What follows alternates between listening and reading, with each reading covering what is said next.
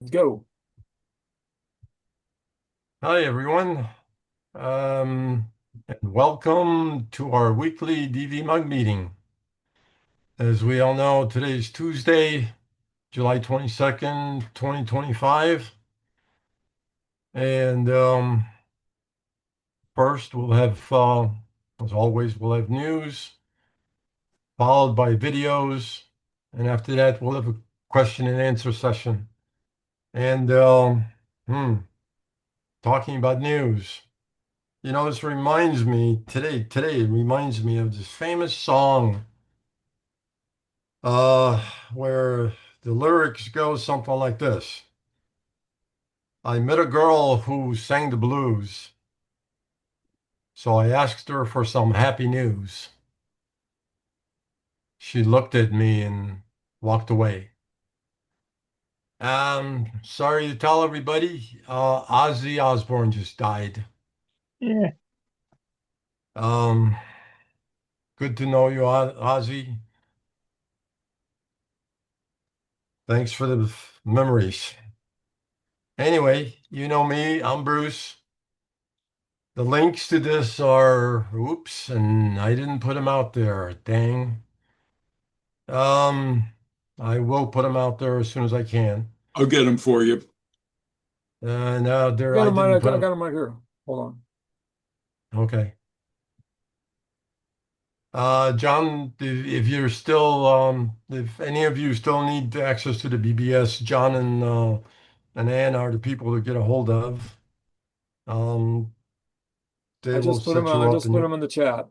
So thank you. news and video in the chat. Anyway, on this note, let's move on to the news.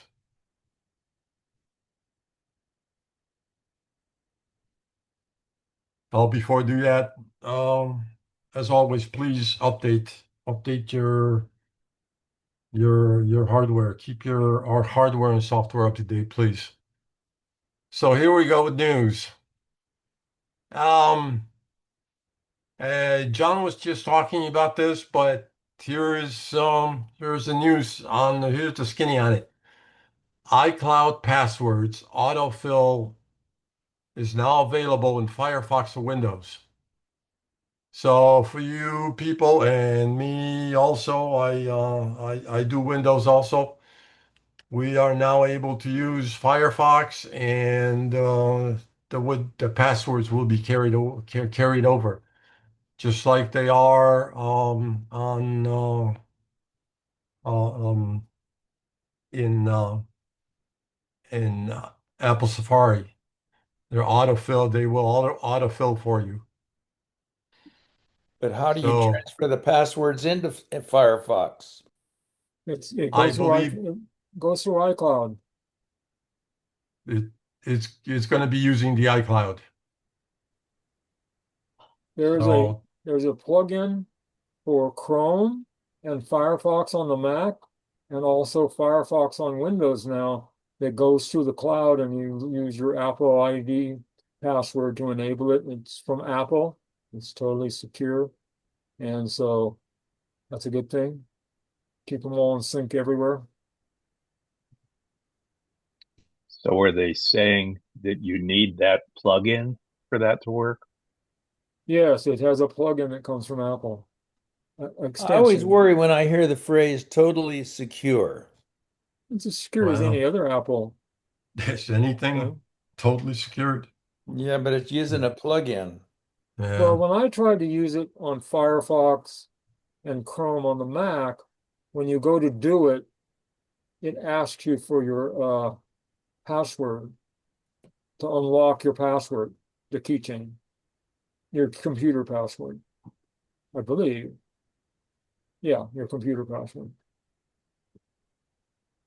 So would it not theoretically be vulnerable to the many other malware attacks that Windows suffers?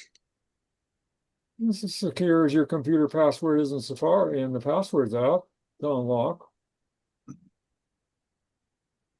I think.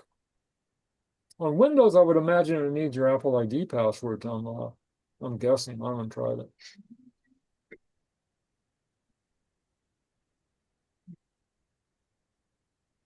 So at least secured or barely secured or very secured, they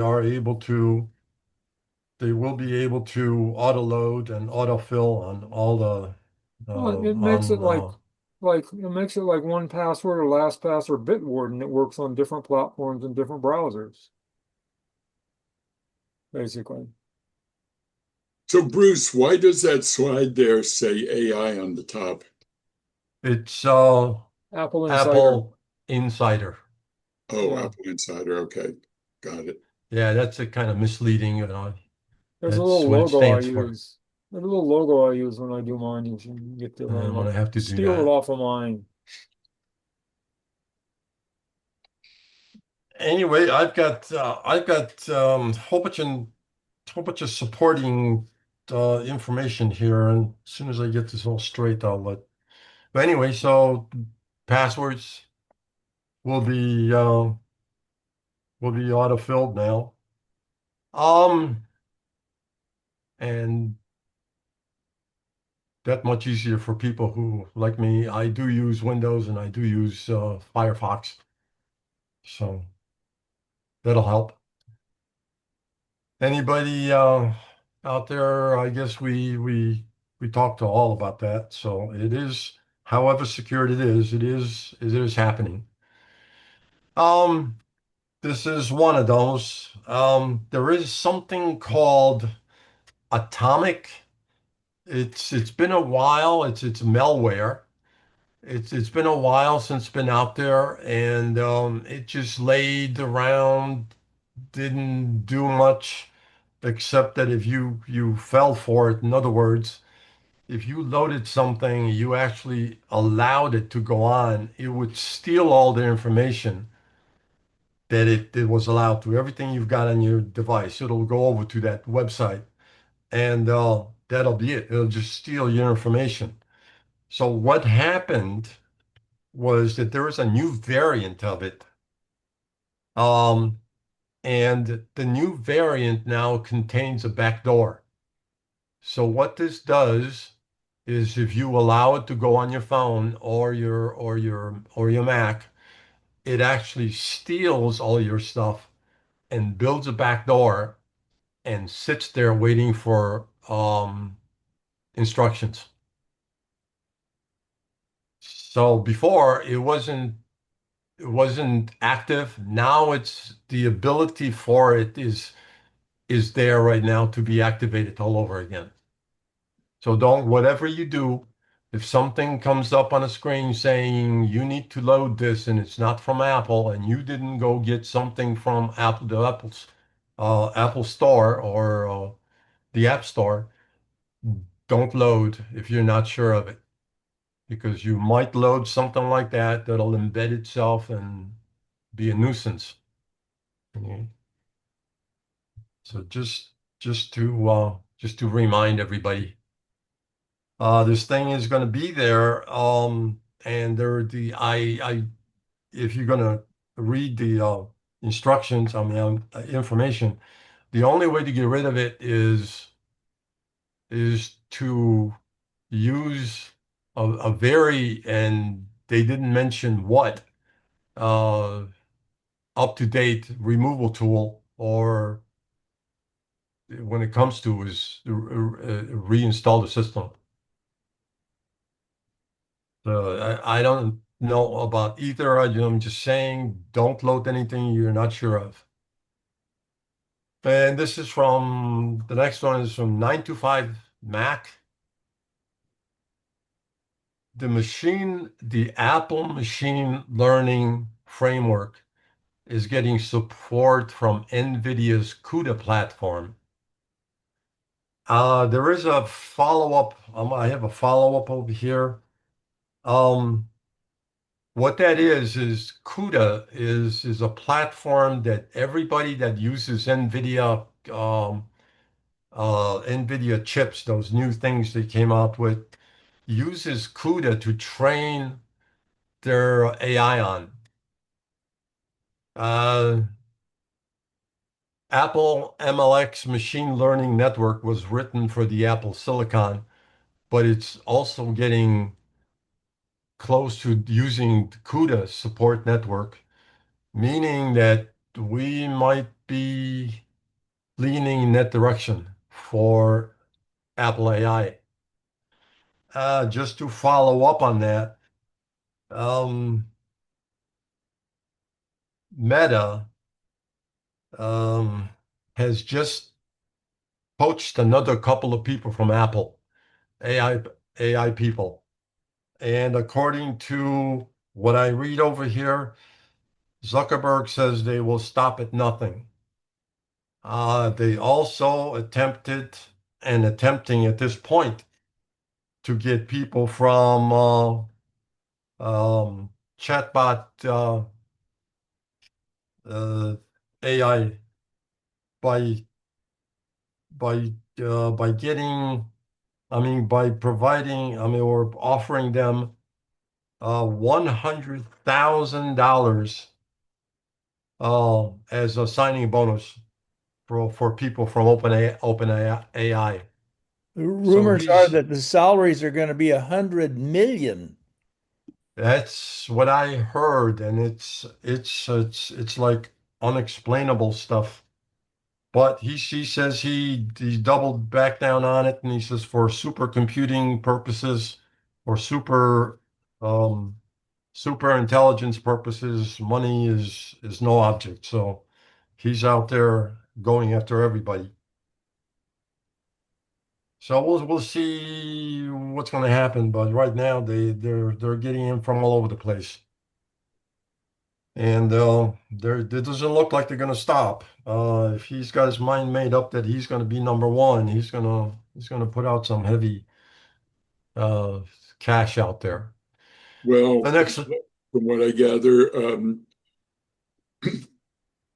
that he was only interested in AI for very limited purposes on Facebook, and that he reached a point in the last year or so where he realized that strategy was failing and he was dropping way behind. So I don't know that he's trying to be number one. He's desperate to try to catch up and remain oh, relevant. is that it? Well, Further that's behind than Apple. If he's well. willing to spend 100 million, you know he's expecting to make more than that. Now, it's 100 million is like stock options. They got to stay for 3 years. The company's got to do good, and it's like if things don't work out, they don't get that money. Well, what is the CUDA platform? Haven't heard of CUDA. It's and It's I have it it's the written training platform for for that all the large language models, generative models use. right? Okay. It's the training platform for for the NVIDIA chip-based large language model server farms.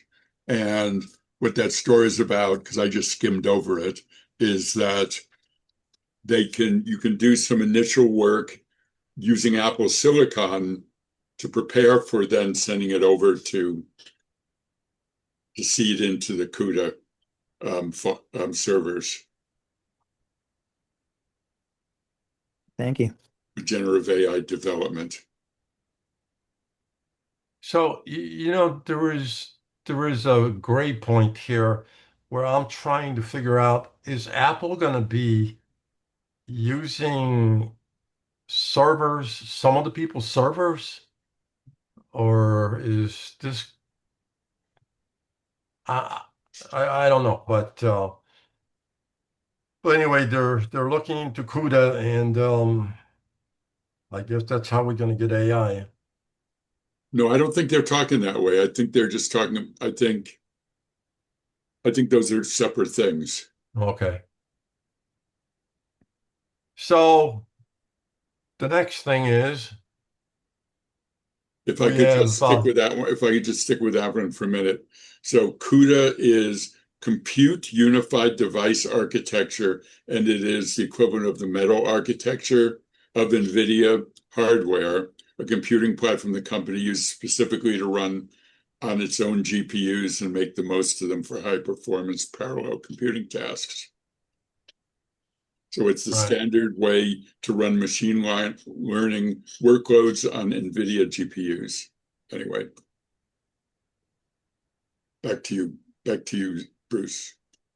Okay. So the next one we have is upbeat.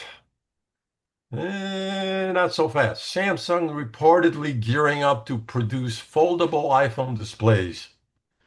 So there is a possibility there is going to be foldable. We're going to have foldable phones.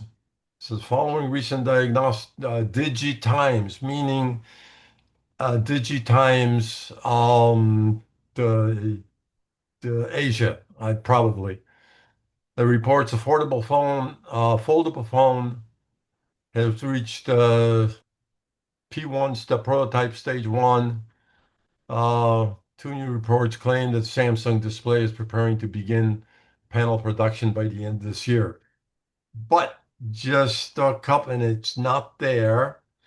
I have it right here. Just a couple of days ago, I came across this. July 15th, Chinese panel maker BOE Technology Group has filed in its second OLED patent infringement lawsuit against Samsung Display in the last 2 months, accelerating the already tense legal battle between the two of them. The complaints filed is at a U.S. court alleges Samsung used BOE's proprietary OLED design technology without authorization. They are asking and seeking a ban on all sales that has been already produced. And meanwhile, Apple is said to be evaluating its contingency plans, including diversifying suppliers to reduce legal risks. So they're being, although I just said they are going with Samsung or thinking about it, while Samsung's being sued by Chinese companies saying, no, you can't do that anymore. So it's going to somehow affect us as far as the foldable phone is concerned. That's really rich. China suing somebody else over intellectual property. It's kind of But funny.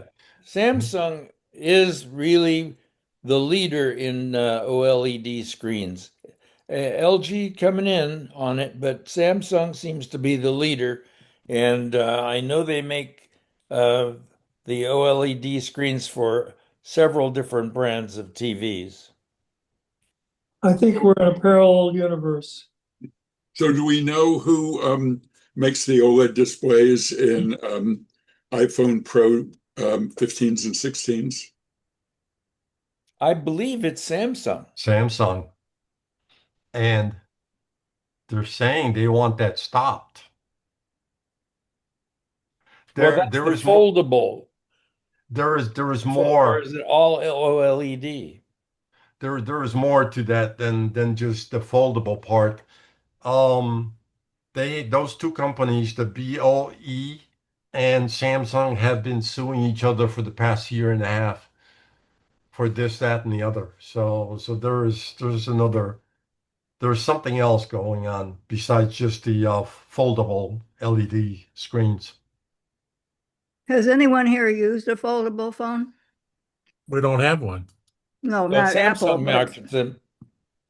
Um, I have a friend that does both of them, his and his wife. Anyway, it's a Samsung. It's one of those foldable flip phones. do they really? And Oh, flip phone. Do they really well, like it? he likes it. The thing is that those are the first ones that came out. So when it unfolds, you can see the difference in color. Screen works, but the line, the crease you can see. Yeah, I wondered about that. I want, oh, and just to add, I have another piece of information over here. Regarding the foldable screen with Samsung, they are going to do away with that crease by Samsung using some kind of proprietary laser boring device that will actually put holes into the using lasers, drill holes into the display, so when it does fold and unfold, you won't be able to see that crease. I don't know what that magic looks like, but according to them, you would not be able to see that crease.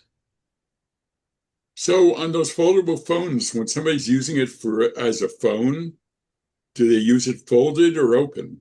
Opened. So it's like holding a tablet up to your ear? No, no, Not quite the it size of a tablet. there are two of them. The Z Fold is the tablet that you're talking about. Then there is the Flip. The Flip is the original flip phone with an LED screen in it. And that's what they have. I've seen one, somebody use the tablet, but that is actually big. You were right. Like talking on the phone with the thing open is one way, but when it closed, there are options on the front of it to answer and end the call. So you don't have to open it. You can hold it just like that just to listen to it. I saw a couple up in Napa last year, I think it was, and it's the size of a good sized wallet. And then when it opens, of course, it's twice that size. But it's, you know what I mean? Yes. Yeah. So, and I was walking by and it grabbed my attention. There was a lady and her male companion there talking on them. I don't know if they're talking to each other, but it's like, oh, wait a minute. And so I talked to her about it. She loved it. I mean, I couldn't see the crease, but when it popped open, she was holding it flat. And you could get a much bigger phone for visual content than you could say on an iPhone. But when you went to stick it in your pocket, it fit in there readily. But it was fat, right? Its thickness when it was folded. Yeah. I mean, yeah.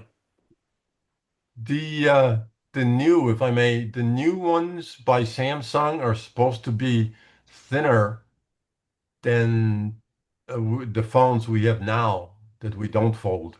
Some, because of the size, they are able to split the battery into two parts or something like that, and then make it thinner. This is just what I read and saw on the internet, but they are claiming they're real thin. Hmm. Well, So obviously, on on well, okay, there was another one. I've got another piece of information over here. This is about iPhone Air 17 Air. Real nice phone, real thin, but has the smallest battery ever put out by in a smartphone by Apple.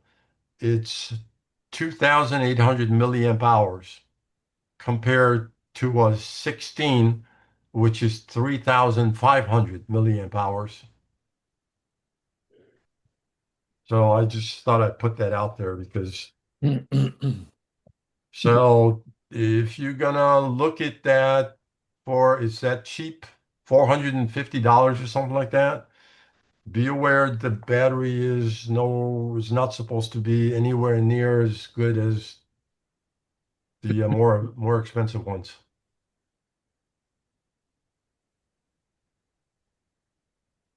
That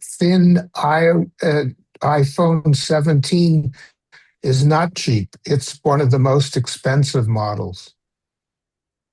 And we don't really know about the battery. It's going to be small, but maybe had a breakthrough on that new solid state battery that's supposed to be so hot. It's the 17 Air, not the Yeah. 17 itself. It's the 17 Air that they're talking about. It has 2,800 milliamp hours of a battery. And again, maybe what Rick just said, maybe they can manage the battery better and Wait, still have the two, same amount of. did These you are say all 2008? unconfirmed rumors at this point, Yeah. you realize. Did you say Well, 2,800 milliamp hours or 2.8 milliamp hours? well, it's 2,000. Well, it's 2,800 milliamp hours. A little charger, one of those little tiny ones, is like with a whole bunch of batteries in there is 2,800. So this little battery is really actually packed, really That's like a densely car packed. battery. It's all Uh, speculation. A lot of the discussion about what the iPhone 17 Air is supposed to bring seems Yeah. to be very focused on it being a super slim device. mhm, Right. But then mhm. they go on to talk about they were going to try to make it portless, but EU stepped in with the requirement for USB-C. But all this is, excuse the pun, up in the air. If they're going to Okay. make it It's that slim, they can't have much of a battery in it. No. But what I read as speculation is that's how they're going to make the fold and not make it thin. I mean, two Right. airs that fold because when they fold together, I mean, that makes sense. They would use the same technology. It'd be only twice as thick as a thin one, so that would be, not super thick. Yeah, but for form factor, when they're talking about the 17 Air, they're not talking about anything having to do with fold. Well, all I'm saying is they know how to make it thin. They could base the same kind of design, two thin ones with a fold, and then the whole thing, when it's folded, wouldn't be super thick. Yeah, for a future phone.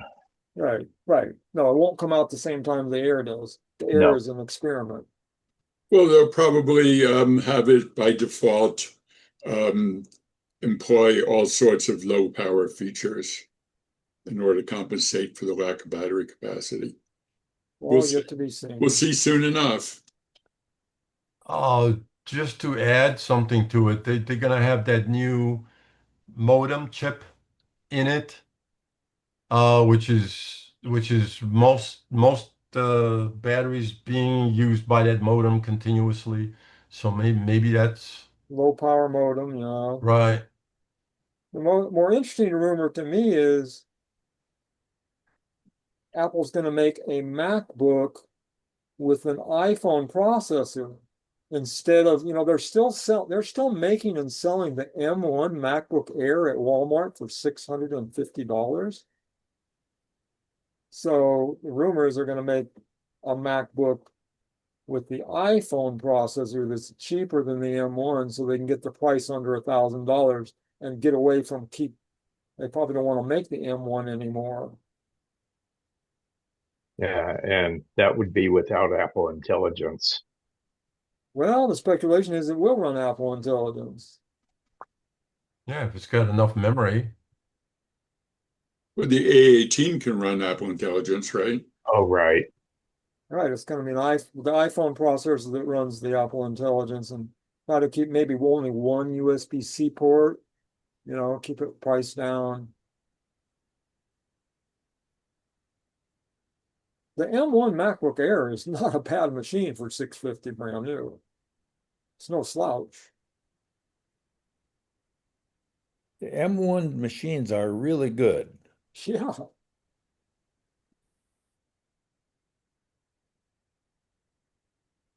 Next. Next, move on.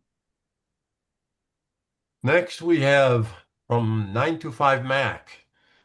Car keys are coming in to the wallet app for 13 new vehicles.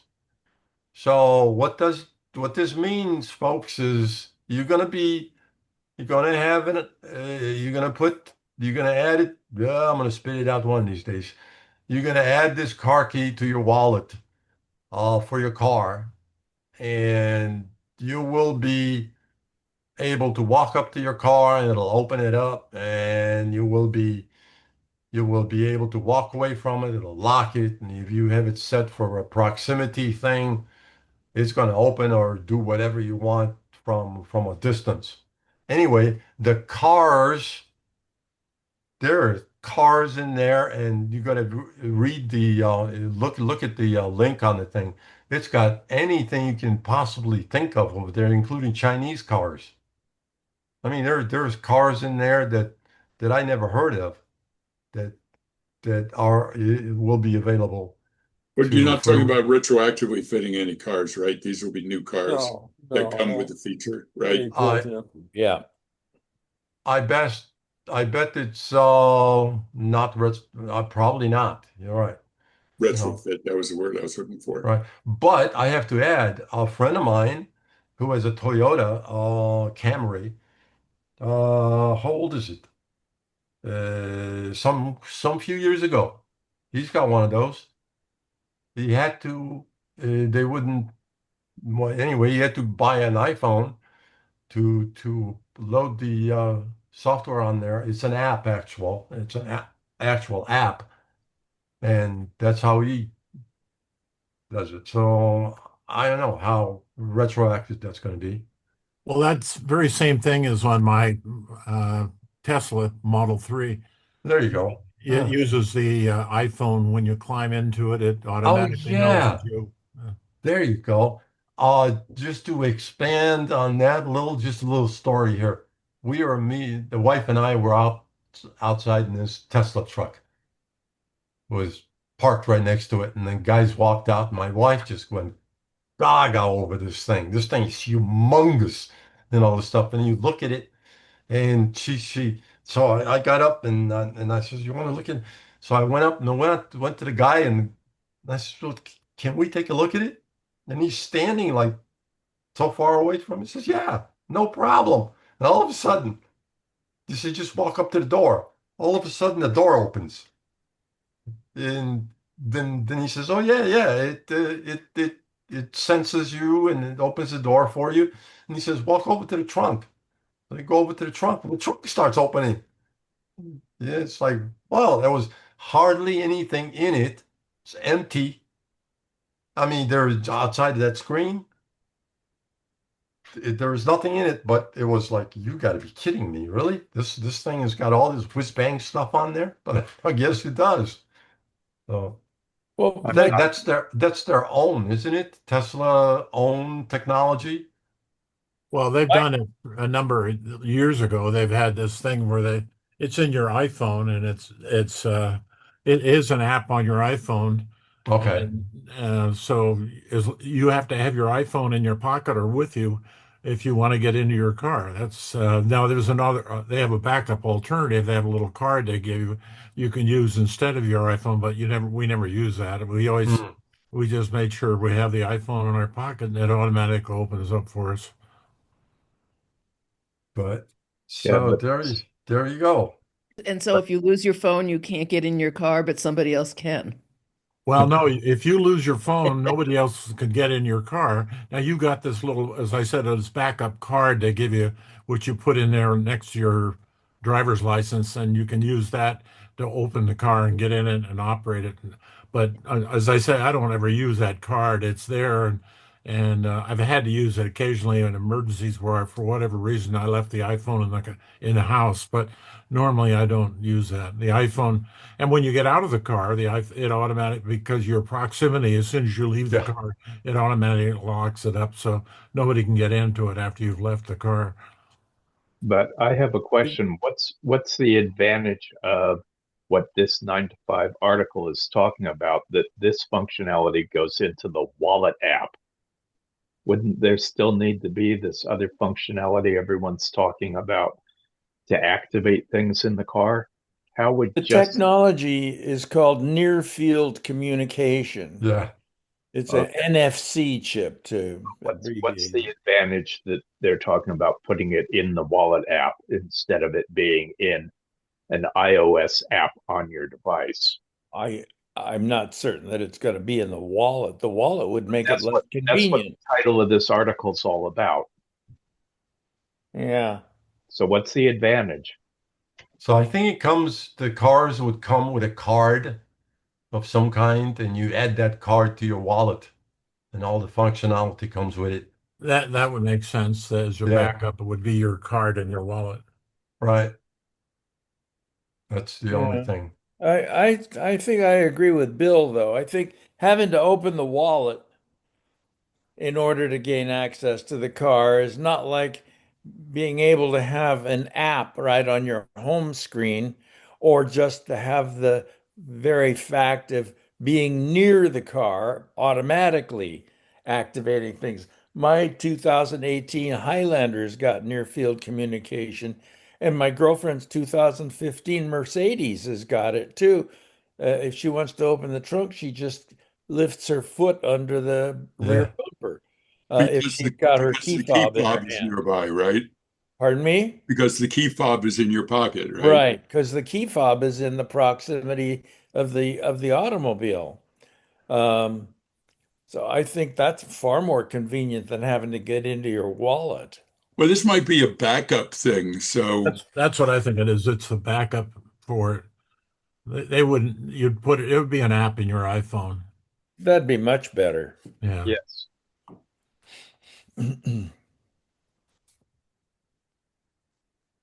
Okay, well, it was a good meeting. Thank you guys for almost 4 o'clock and we haven't got to it. Well, don't go anyplace. I've got a video that everybody's got to see. And it has to do with features that we didn't even know existed anymore on a Mac. let's see it. Yeah, well, all in good time. So let's go on to it. This is how to adjust colors on your Mac screen. Now, the reason I've got this is I recently, believe me, I got eye problems, so I went and got eyeglasses done, and it's got 3 different field of vision here, and it's just messing me up. I mean, I have no idea which way to look to see things clearly or distance and all kinds of stuff. I guess I'm being told you get used to it. So and adjusting colors will hopefully help me. And right now I'm trying to figure out where things are. So according to this, you can change the way your Mac screen looks in different ways by using color profiles, accessibility preferences. So you can change the color display. You can also use features like dark mode and adjust highlighted colors and stuff. So let's see what he's got to say. Hi, this is Gary with MacMost.com. Let me show you 8 different ways that you can adjust the colors on your Mac screen. So there are many ways that you could adjust how colors look on your Mac's screen. A lot of these depend on which model Mac you've got and also whether or not you're using a third-party external display or not. So let's start by going to the most obvious place. That would be System Settings, and then to Display or Displays. And then here you can choose the display first. So I'm going to select, for instance, the Studio display here, one of 2 screens I have connected. And then I'm going to go down here to the preset, which is the color profile. And then here I can set the color profile here. What you see here is going to depend on which display you have, whether it's a built-in one, an Apple one, a third-party one, and also software you have installed. Some software may install specialty profiles here, like Adobe stuff. And you can also go to custom presets for all sorts of custom presets here. You can also go down to calibrate, or depending upon your Mac, you may see customize here. And then you go into a special utility. Since I have an Apple Studio display here, it's going to go to the Apple Pro Display Calibrator. But you may instead go to the Display Calibrator Assistant for, say, a MacBook. And here you can do calibration. Now, this is really for pros, those that have to have the colors on their screen match other displays and also maybe match what is printed either on their own printer or going to a publication like a magazine or book or something like that. Pros like that usually are used to dealing with calibrations, although we certainly can use these to make the screens look a little bit different or a little better for our eyes if we wish. Notice here, if I switch to my third-party display, my second display, things change here at the bottom. The preset changes to color profile, and I can choose some color profiles, and there, sure enough, is customized, and I can select from these here, very different. I can click plus and then end up at that display calibrator assistant instead. If you find these videos valuable, consider joining the more than 2,000 others that support MacMost at Patreon. You get exclusive content, course discounts, and more. You can read about it at macmost.com/Patreon. Now, for most of us, it's easier to simply use tools like True Tone here, which will look at the lighting conditions and adjust the colors appropriately. You may or may not see these depending upon what display you've got, but you could certainly turn this on and see if this helps. For me, in my current conditions, it's making the screen colors a lot warmer right now when I have it on than when I've got it switched off. Another simple option you've got is night shift. It's this button down here. And the idea here is that have the colors look different at night versus the day. You probably have windows in the room where you use your Mac, and you probably have a lot more light during the day than at night when you have artificial lights. And you could schedule this to go on sunset to sunrise or customize the times. And you can turn it on temporarily, just like right now. And you can see how it changes the color there to look a lot warmer, and you could adjust it here like you want. And the idea here is to have color changes at night that will help you then transition from using your Mac to then going to sleep. Now, a much more obvious and direct way to change how your screen looks is to go to System Settings and then Appearance. And then at the top, you've got light and dark modes. In dark mode will change everything. Makes everything much darker. It changes your wallpaper. It changes how all of the different windows work. And for a lot of apps, it changes the text. You can see white text on a black background here in System Settings and also in Notes. It won't change things everywhere. For instance, if you go to Safari, notice that web pages, for the most part, still retain black text on a white background. The style sheets on web pages will override any kind of dark mode that you have turned on and display it exactly as the web designer intended. Notice though, the interface for Safari is in fact using dark mode. In addition to just switching on dark, you could also go to auto and have it automatically go to dark mode at night and light mode during the day. Now, a lot of times when people are talking about color of the Mac screen, they're not talking about all of the colors, but about specific ones. Notice, for instance, here in settings that the accent color here is blue. Whatever I select on the left shows up as blue, and blue is used in switches and radio buttons like this, little outlines like this. But if I go to Notes here, notice that yellow is used instead in similar situations. So the deal is that apps can have their own accent and highlight color, but you can force an accent color on all apps that have their own custom one. For instance, I can force purple here. So by going from multicolor to purple, you could see now System Settings is using purple as the accent color. It also changes the highlight color to a purple, although I can customize the highlight color to be something completely different. So let's change the highlight color to orange like this. So you'll see purple used as an accent color here. Also notice now in Notes, purple is forced on it as the accent color, and orange is forced on it as the highlight color, because that's what we're doing here. So you have the choice as to whether apps can use their own preset color or you force a color on all apps throughout the system. Now, another place you can go to adjust colors is under Accessibility and then Display. When you go there, you have lots of options that will help you adjust colors. For instance, you can turn on Increase Contrast and watch carefully what happens to the gray color used by these windows and also the menu bar. When I turn on Increase Contrast, you could see how they become solid light gray colors. So watch when I turn it off and you could see there's a color to the menu bar and a slight color to these windows as well. It's hard to even see that until you turn on Increase Contrast, and then you could see it without the color. Increase Contrast also gives you these outlines around things and makes everything very sharp.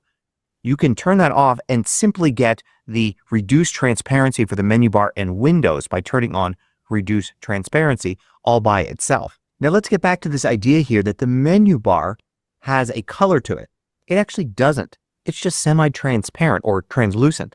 It takes on the colors behind it, and the windows do to a smaller amount. That's why when you turn on reduced transparency, you can see the change there. So this means that the color of the menu bar and other things are actually coming from the desktop wallpaper. So we change the wallpaper by going to System Settings Wallpaper like this. And if you change to a different wallpaper with different colors, like let's go to the Monterey purples here. When I change to that, notice how the menu bar now has a purple tint instead. And it's a very slight effect, but it is there for the windows. So if your problem is you don't like the color from the menu bar, you can turn it off with that increased contrast setting, or you can simply change the color of the wallpaper. Choose something else. If you were to choose a photo or one of these aerial views, for instance, then you could see how it changes to match that.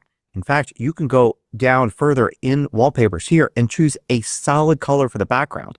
So you can choose, say, a purple, or you can choose, say, a red, and you could see how the menu bar changes like that. You can click the plus button here and choose any color you want. And of course, you can go further down here and choose pictures, and in fact, drag and drop anything into here and use your own photos or a graphic that you made up for your desktop background. Now, another way to tint the color of the display is to go back to accessibility and then to display again.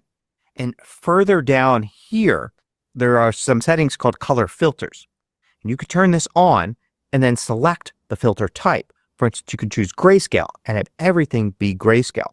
But you could choose a red-green, green-red, or blue-yellow filter there as well. However, the bottom one, color tint, allows you to choose any color. Click here and it brings up all the colors. So I can choose a green, say, and then you can choose the intensity for the tinting. So you can have a slight tint to your favorite color or color you find makes it easier for you to read text or view images or whatever you like. Now there is one more way to change the colors on your display that applies particularly to third-party displays. If you've got a Mac Mini or a Mac Studio and have hooked up a third-party display, or maybe a third-party display is a second screen for your MacBook, then most of the time there are some hardware buttons on that display that allow you to access a menu, and in that menu you can adjust color settings. So keep that in mind, especially if you are using, say, a MacBook screen and a third-party display. Bring up the same wallpaper or perhaps the same photo on both displays, and then try to use the hardware settings on that third-party display to adjust the colors to get it to look a little bit more like your MacBook's display, so it's consistent across both. I hope you found this useful. Thanks for watching. Well, I hope I'm gonna start playing around with those colors to, I believe, make my eye catch the screen a little better than it is right now. But I say be careful when you're going in there to accessibility. I had somebody who had a power outage, and sometimes when that happens, your screen comes up default with like not very bright. So it was real dim. So they went in there and tried to fix it. Didn't know what they were doing. Ended up in accessibility and using contrast and accessibility, and that turned it to like 32-bit color. It was like bizarre. It took me a long time to figure out. I finally had to Google it.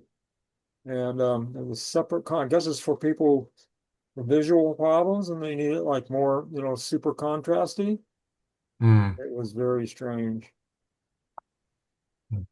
I have a couple of questions. go ahead, One, Bill.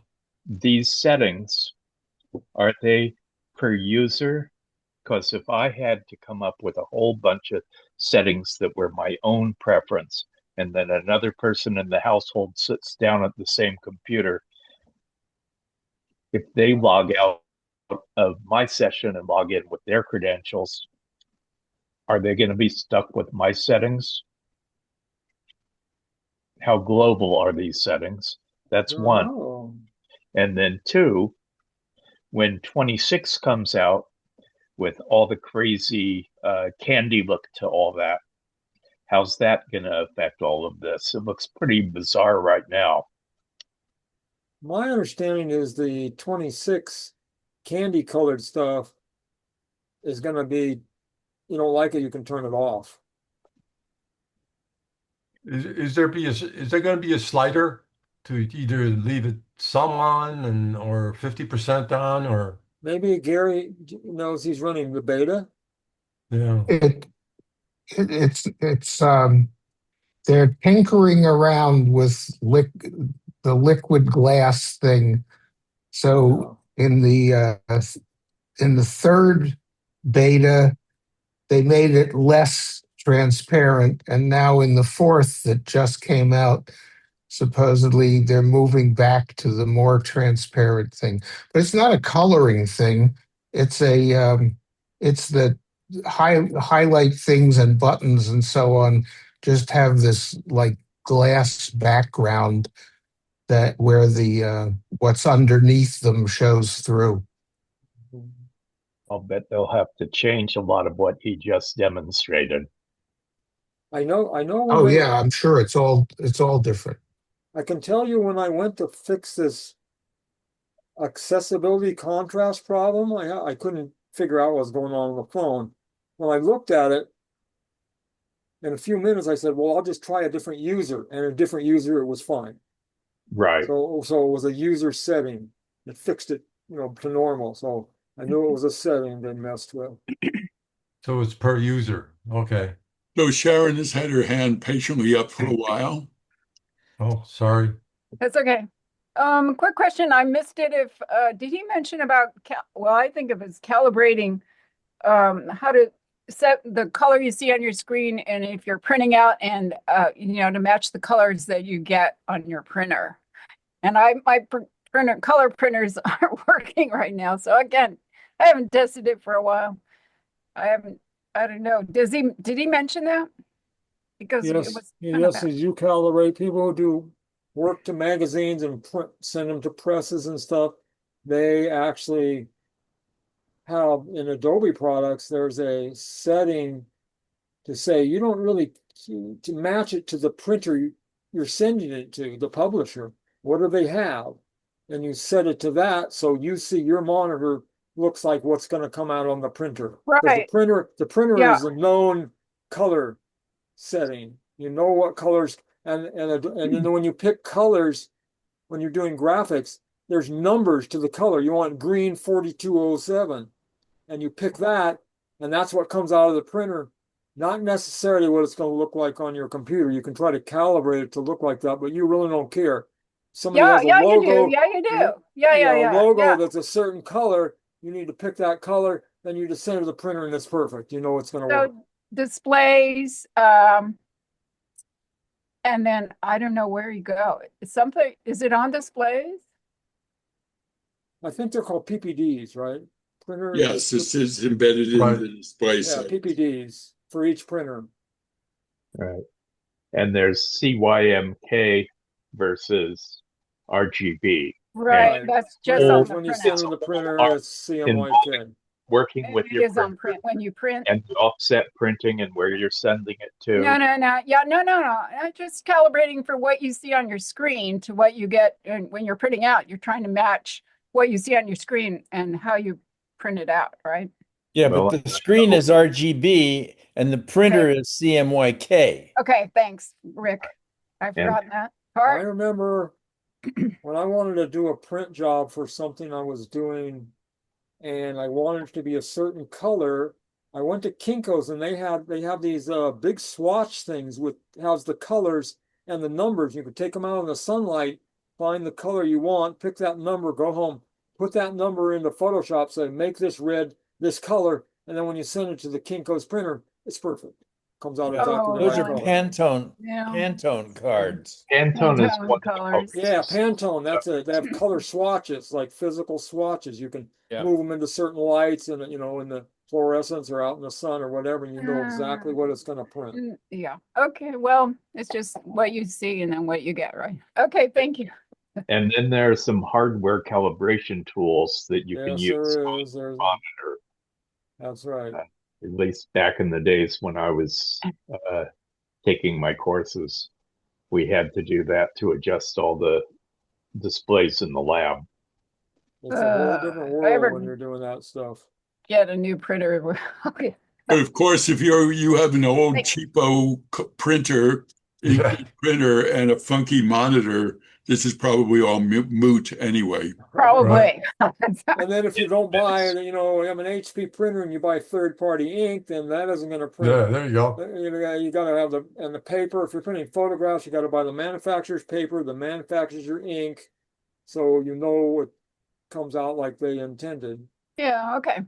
Thank you. It's tricky business. Okay. So next, We got to move on. We're almost 4 o'clock, and we have video. how to add widgets on your phone.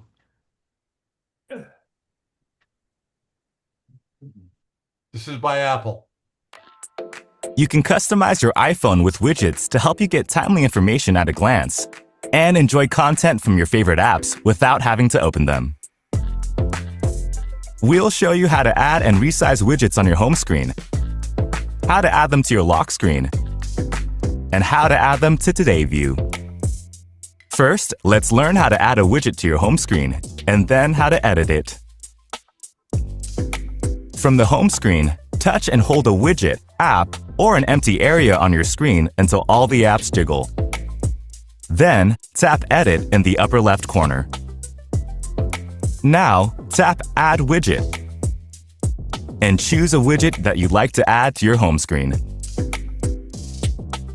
Some apps have widget options for multiple sizes and different functions. Just swipe left to select a different one. Next, tap Add Widget and it will appear on your home screen. Wow! This Photos widget makes a huge difference. Some widgets let you change their size directly on the home screen while in edit mode. Let's make this one a little smaller. Just drag the corner. And just like your other apps, you can move your widget by dragging it to a different location on your home screen. When you're finished, tap Done. Perfect. You can also get information from widgets right on your lock screen. Touch and hold the lock screen until the Customize button appears. Tap it, choose your lock screen, and then tap Add Widgets. Now, just tap the widgets you like to add. We'll choose Calendar, our activity rings, and Weather. You can also tap the Remove button to make room for a new widget, if you like. When you're finished, tap the Close button. And tap Done on your lock screen when you've finished customizing it. Last, tap your lock screen to use it. Nice! Now, let's learn how to add widgets to Today View. To access Today View, swipe right from your home screen or lock screen. Then touch and hold an existing widget or empty area until all the widgets and apps jiggle. Next, tap Edit. Tap Add Widget. And select one you want to add. You can swipe to choose a different widget option if you like. And tap Add Widget. It will then appear in Today View. You can also resize it or drag it to a different area. Just tap Done when you're finished. And that's it.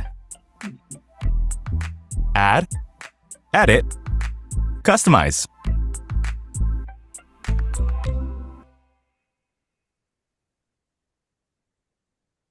Add, edit, customize. Got it. So, cool. I'm gonna have to do that. I need to put up, I guess,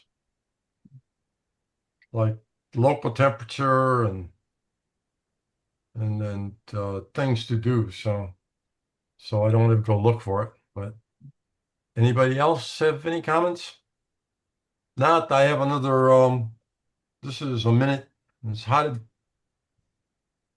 It's also from Apple, and it's how to deal with QR codes.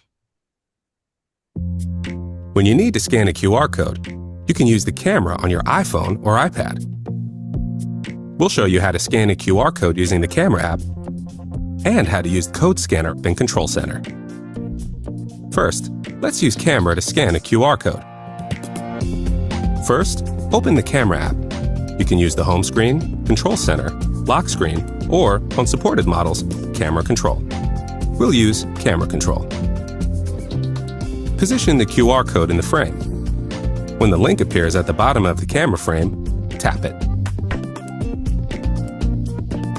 Now, we'll scan a QR code with Code Scanner. First, open Control Center. With Code Scanner added to Control Center, tap the Scan Code control. Position the QR code in the frame, and Code Scanner will automatically detect and read it. That's it. The easiest ways to scan a QR code. So I have to make Did a... it say protect and read it? Yes. What does protect mean in that context? The other one would just read it. This will read it and display it to you or something in that. It saves tapping the link. If you want to know what it's going to take it to, you should use the camera, not the scanner. The code scanner will take you right to wherever it's pointing, so that could be a problem. You know, that's what I was just going to add, is that I was always hesitant to point the camera at something that could be bogus. Right. Anybody can public out on a telephone pole can post any QR code, and you scan it, boom, it takes you to that website. And it could be malicious. And even legitimate places where they put up a valid QR code, hackers are going along and putting a sticker of their own QR. Yeah. Okay, so it's best to They give use you a the second. bogus site to log in with it. It looks like the real site. Right. They call it quishing. Yeah. The code scanner is interesting in that if there's a QR code on your TV screen across the room, just raise your phone and it will actually glom onto that from all the way across the room.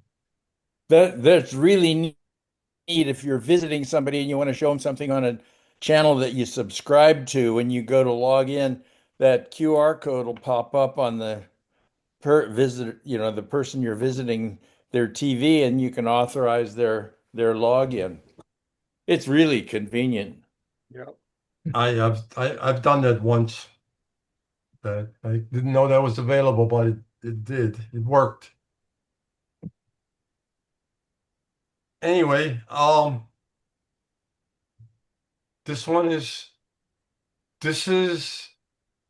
had an issue with this video because there was a whole bunch of it in the beginning that was black, so I had to edit it. When I was editing it, I decided to edit stuff, so I edited enough so you can't. Let's see if you can tell the difference. This is different than a normal, and I'm saying that because in order to show this video, I had to edit it. So this is about. Let's see your work. Okay, this is about things that we have on our backs, but we don't use them anymore, and he's going to show us all about that. Hi, this is Gary with MacMost.com. Here are 10 features that have been in your Mac for 20 years or more, but you may have forgotten about. Sometimes I'll mention a Mac feature that's been around for a long time, and I'll get comments back from people that used to use the feature but kind of forgot it was there and are amazed to find it's still on their Mac. So here are 10 examples of that. I want to start with 2 from the Music app. The Music app is fairly new, but iTunes, which preceded it, has been around since 2001. Apple actually bought an app called SoundJam and then turned it into iTunes, and it inherited features that even predate iTunes. For instance, if you are playing music and you go to Window, you'll notice Visualizer. If I use it, and you can see there's a handy keyboard shortcut, it creates these graphics on the screen to go along with the music that's playing. You can use the Escape key to exit, and also notice that you can choose the new Visualizer, new as in 20 years ago, or the classic Visualizer, which is even older than that, which looks a little bit different. In both cases, if you press the key with the question mark on your keyboard, you'll get other keyboard commands displaying at the top left. So there's a lot of ways to kind of modify and customize the Visualizer. It's a fun way to have your Mac screen do something when you're playing music and not using your Mac for anything else. Like imagine your Mac sitting in the corner of your room playing music while you're entertaining. Now another option that goes all the way back to the earliest version of iTunes and is still in the Music app is the ability to rip CDs. You can still take a regular music CD and insert it into an optical drive. Now Macs don't come with optical drives anymore, but you can pick up a USB drive pretty cheaply, and most of them will just work plug and play with your Mac. If you insert a CD into that while it's attached to your Mac and you've got the Music app running, it's going to automatically recognize that and prompt you as to whether or not you want to import that CD into your collection. So you can see it's asking to do that right here. It even recognizes the tracks and all the information. In Music settings, you've got the same settings as before.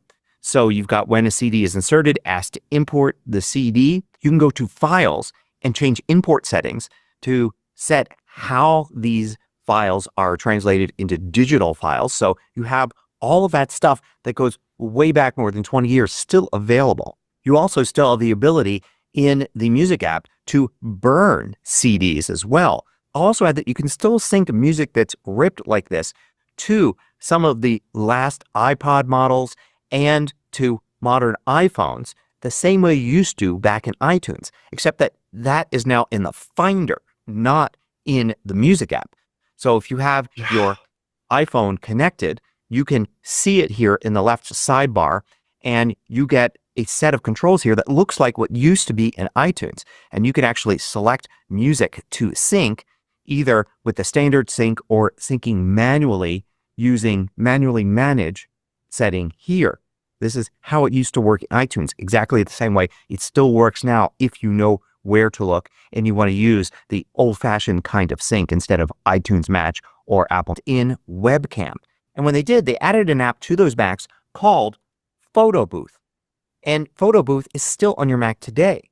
It allows you to access your Mac's camera and do things like take pictures or record videos directly from that camera. So it's kind of the camera app for your Mac. It has some pretty neat features like the ability to select effects here and then have some cool effects like this. You can drag and drop photos and videos out of Photo Booth.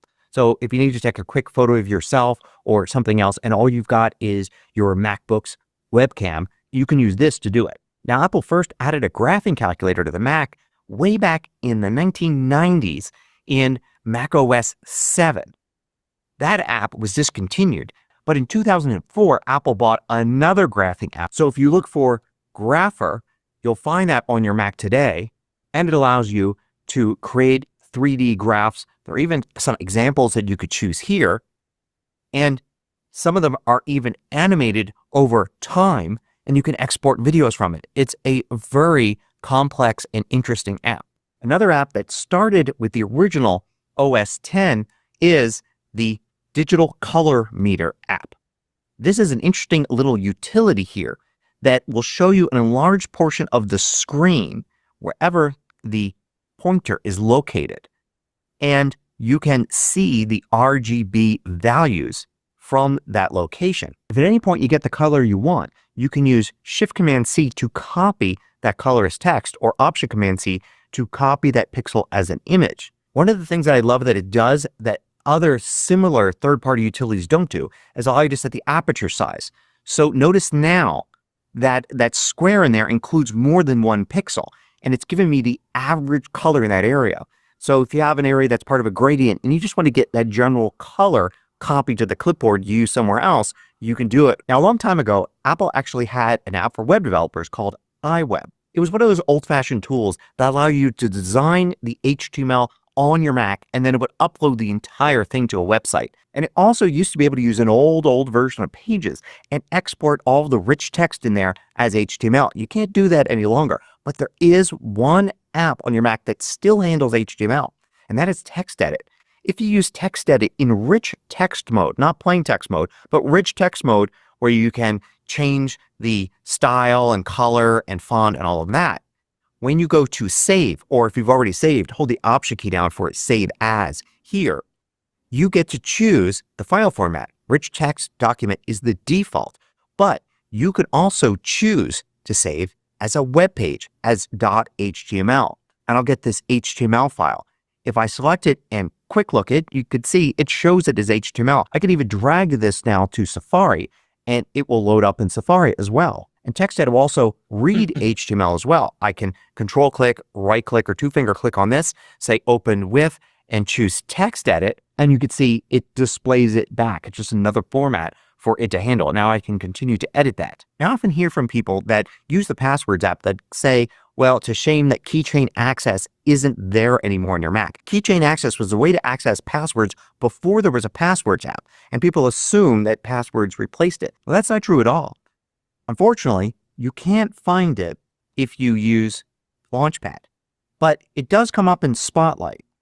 So you can open up keychain access right there. You could see its location is actually in your system folder, library, core services, applications, and you can run it here. It'll prompt you to open passwords instead of keychain access, but you can override that by clicking that button and get keychain access back. This is especially useful if previously you stored secure notes in keychain access. Like I've got a few sample ones here on my iCloud keychain. I can still access those here, even though I can't create new ones. And of course, if you're a developer, often you need to use keychain access to access things like certificates for software development. Another thing that was included with the original Mac OS X in 2001 was an app called System Profiler. Use the Apple menu, go to About This Mac, but hold the Option key down and it changes to System Information. And that brings up the app. System Information is the name it's currently called, but it's a direct descendant of System Profiler and allows you to do really interesting things. Like if I was on a MacBook here, I could get more detailed battery information right here. On my Mac Studio, I can get detailed information about, say, the graphics and displays, all sorts of things like that. You can even go down to software here and see a list of your applications like that with all the versions numbers and whether or not they're universal or for Apple Silicon only. And this is the oldest app that I'm going to talk about today. This dates back to 1994. And when I show this to people in different lists of things you can do on your Mac, they're amazed that it's still there. They've forgotten about it, and it's very useful. And it's called Stickies. Stickies is a little app that puts these little text windows on your screen, and you can create new ones and place them anywhere you want. Under Window, you can set them to float on top or be translucent. There, you can use font styling and all sorts of stuff in there. They're good for little notes that you want to leave for yourself on your screen, handy little things you want to refer to, some reference material, all sorts of stuff like that. But the big downside to Stickies today is it doesn't work over iCloud. It's just local on your Mac. So the Notes app is better for most things. But for little things that just appear on one Mac's screen, Stickies is a really interesting option. And one last thing that people forget is the DVD player. It doesn't show up in Launchpad like before, but you can use Spotlight to find it. And of course, it pops up automatically if you have an external optical drive you've connected to your Mac and you insert a DVD into it. And it comes up and it's got all the DVD controls here and tons of different things that you can do just to play back DVDs. I don't have a DVD inserted now, so you can't see anything, but it's there if you've got a DVD player. It also allows you to open up DVD images if you have any of those back from days where you may have created DVDs on your Mac. So those are the 10 I want to mention, but there are more. There's an app called Bluetooth File Exchange that allows you to use Bluetooth to send files between Macs. Image capture dates back to 2001, and it's a great way to access camera photos directly without the Photos app, but also access scanners that are attached to your Mac or over the network. Print Center is an app that shows you all of the documents being printed right now and other information about your printers. Audio MIDI Setup is an app that allows you to take detailed control over different audio inputs and outputs. And the Dictionary app is 20 years old right now, and that's a great app for looking up definitions of words, has a thesaurus, and lots of other language information. So I hope maybe you find one of these old apps that's still on your Mac useful. Thanks for watching.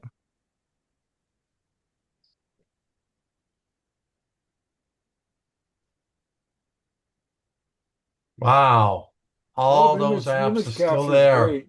Image capture has been around for a long time. It's really handy to access your phone and see what's on there, clear out large things. You can download video, the photos and videos directly from your phone, things like that.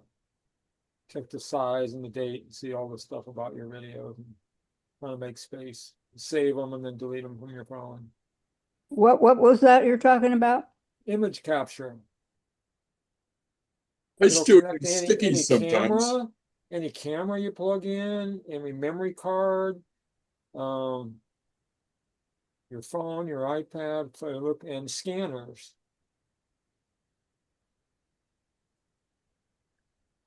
Some of the older members may remember the days when we had presenters, and the company Cassidy and Green from down in Salinas used to come up, and they had a wide variety of software, and it was all great. And one of the things that came out of Cassidy and Green was Sound Jam, and that's what Apple purchased to make iTunes. Turns out of it, right? So what about the format? What about the video itself? They look fine. What did you cut out? Oh, I cut out the front and I cut out the commercial and I Oh, cut out the back. you saw a commercial, Probably the one about So you should. So There's this new thing. YouTube Premium was $15 a month. Now you can get YouTube Premium Lite for half Yep. that, and then you don't see $8. then you don't see commercials. Yeah, it's wonderful. I couldn't stand the commercials, and it was worth the money. Watching on the TV on Apple TV, I watch a lot of YouTube stuff, and so And they have a lot of great movies on YouTube, believe it or not. everything on YouTube. It's amazing. but when he came up with the stickies, man, that just took me right back to it's like, oh, I'm gonna dig that out as soon as I can I get still my use hands on it. stickies. I still sometimes use stickies, and I keep stickies in my at the bottom of my screen, so it's The dock. always ready to pop in. Yeah, me too.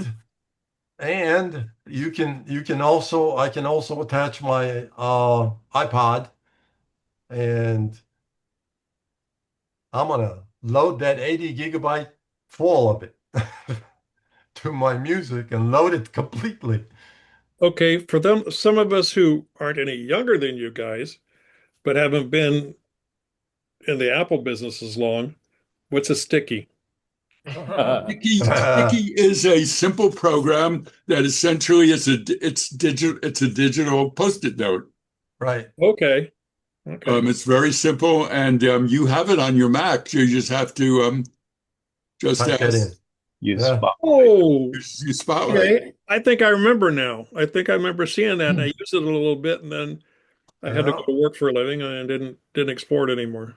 Okay. Years ago, when I worked at a Macintosh store, it wasn't there. Apple didn't have stores then, but I got training through Apple. And one of the things that they suggested when we did repairs on Macs was that we put a yellow sticky on the screen saying, here's what we did. And if you changed the password or something, you left that sticky on the screen and it would be there even if the machine was shut down, and it would start up and there it'd be again, telling the customer everything that had been done.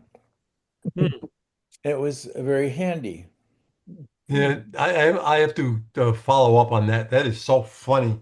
At least this was because when I was still working, people would actually take a yellow sticky, put their password on it, and glue it on glue it on the monitor. I It was still like, do that. I on people's machines that I work on, I take a password, I put on an Avery label, and I put it, and I stick it right on the computer because they're gone, and I don't want to remember it. And I can look at it, and I leave it there. I said, you can take that off if you want, but later, call me on the phone. I don't know my password. Look on the front of your computers. Oh, there's my password. My yeah, sister does When that still.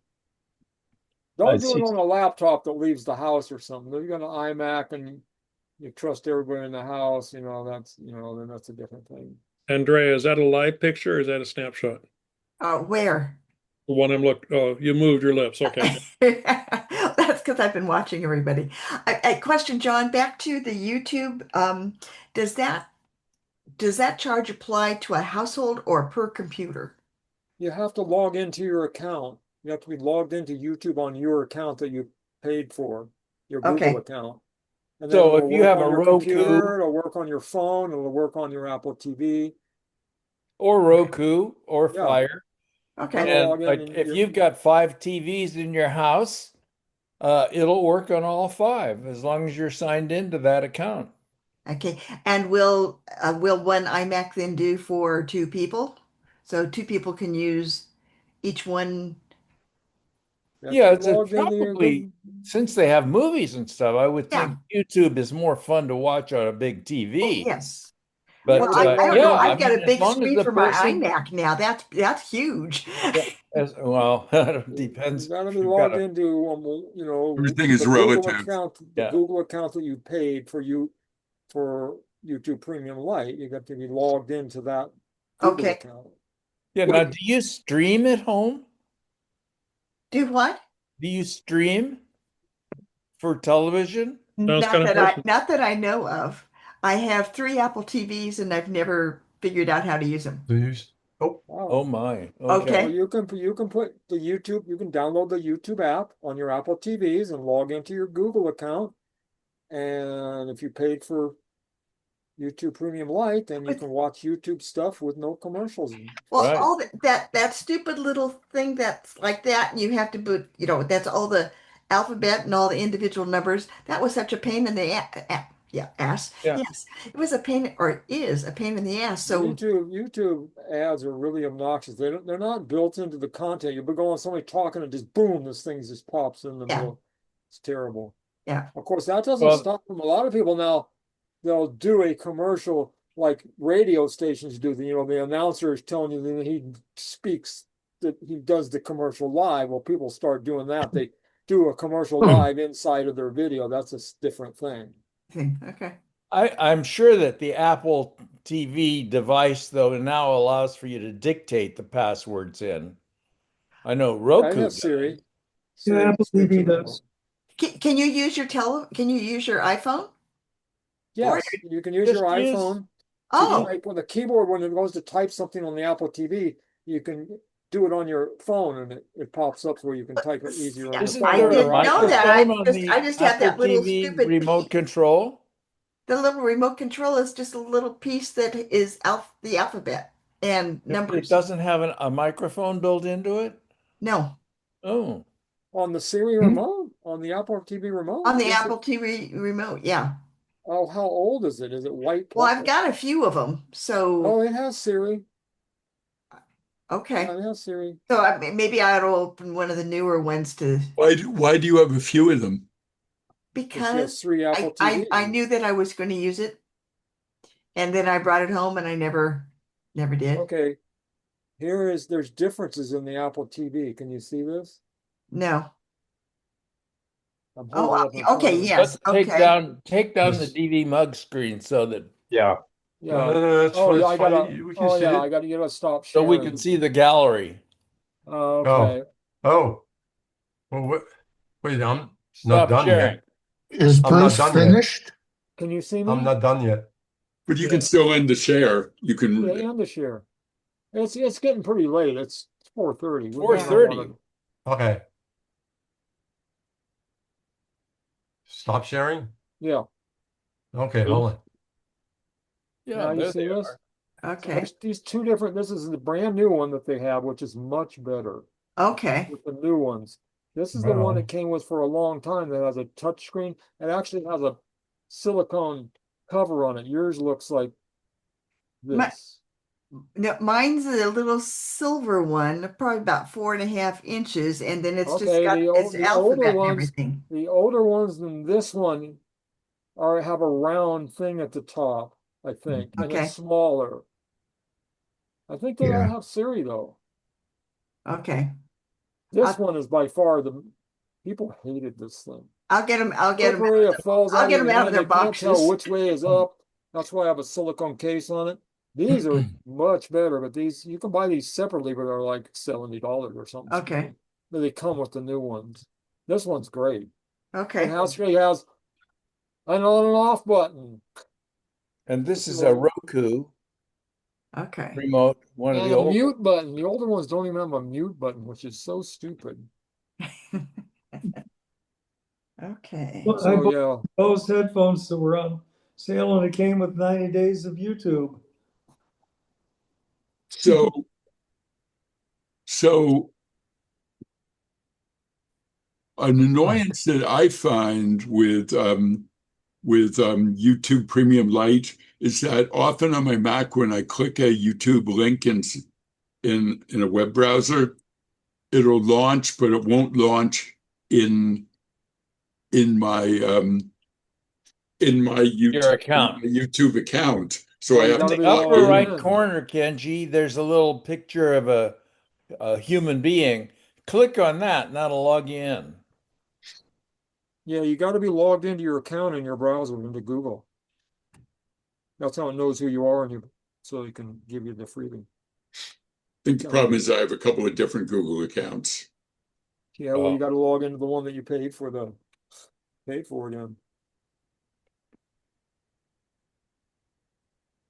That's weird. I can't get this back in the case. Why is that? Too old. Oh, I'm trying to put the wrong one in the case. I'm trying to put the old one in the case. Which one was too old, Rick? Next. I said, which one was too old?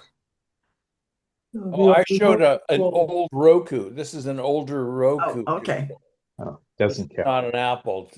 This is another. Andrea, you have to understand, Rick is a West Coast distributor for Roku. Yeah, I love Roku. Rick likes the Roku. I love Roku. I got both. So which is better? I don't know. My wife uses the Roku. Apple TV is far better. Why? Apple I don't TV agree. for me. Why, If you live Jerry? in the Apple TV And I think universe, there's all more your stuff is in channels. there. There's about 3,000 channels for Roku. Oh gosh. 3,000. How many do you So, need? so Jerry, why do you think the Apple TV is better? It has lots of other features Like now. what? I can't. I don't know. I can't tell you specific things. It takes forever.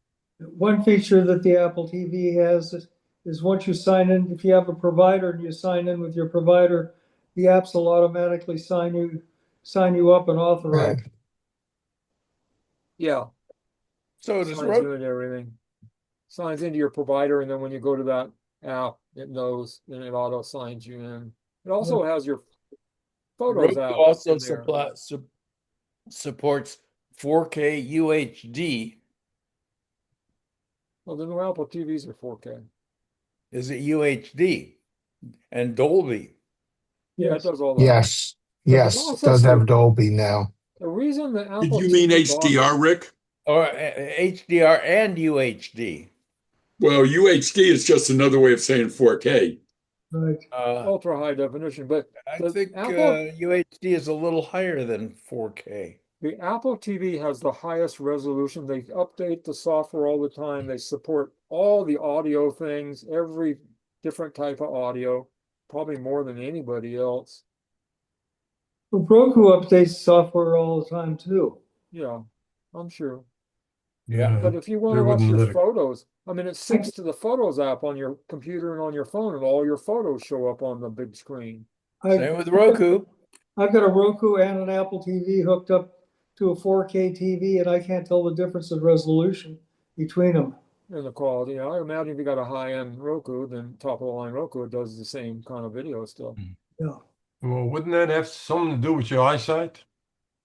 Like mine? Well, the cataracts fixed that. Uh-huh. I still have an old Pioneer Elite that before my cataracts, this has got to go to the shop. The colors are really off. When I had my cataracts done, I realized there's nothing wrong with the TV. Yeah. I'm blaming my glasses. So I have to say that, so I got a hand-me-down 65-inch Samsung 4K TV from Rick that he was going to have e-wasted when he went to a bigger one. And I am dazzled by what HDR content looks like on it. It's just staggering, the image quality and the realism of it. And my El Cheapo, my $30 Fire TV Stick 4K Max, which I've had for several years now, displays the HDR content beautifully. And it still wasn't good enough for Rick. Well, it had a black line running it down. I think it's just fixed TV sound. You know, Rick, why the problem would you say, Rick? You don't have surround. That it's all the network stuff is mixed 5.1, and if you mix it down to 2-channel, you lose the center channel, which is the dialogue. On what? How do you do that? How did you lose it? Well, if you don't have a surround sound system, all the new network stuff is mixed for 5.1.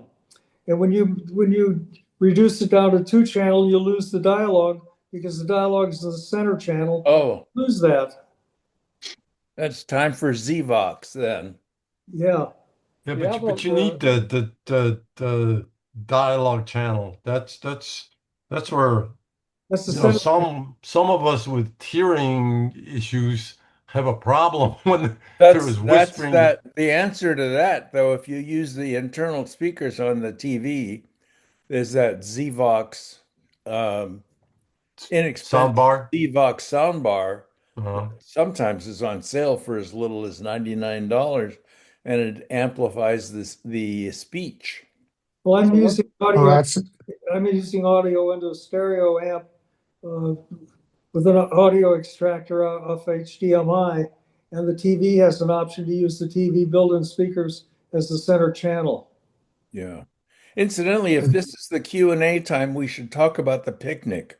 We should end the recording. Not going to do any more videos. Hold on. Let's talk about this. Well, shall we end the videos and go to? Are we done? We're going to go to Q&A. Is the choice between this and picnic? Let's talk picnic. Okay. Yes. What do you want to do? Yeah, Bruce has more videos, I'm sure. Do you want to go ahead and go to Q&A? End the videos? Yes. Okay, so I'm going to stop the recording. There'll be a Q&A recording for DVMUG members with a link on the DBS, and we'll stop this one and start a new one.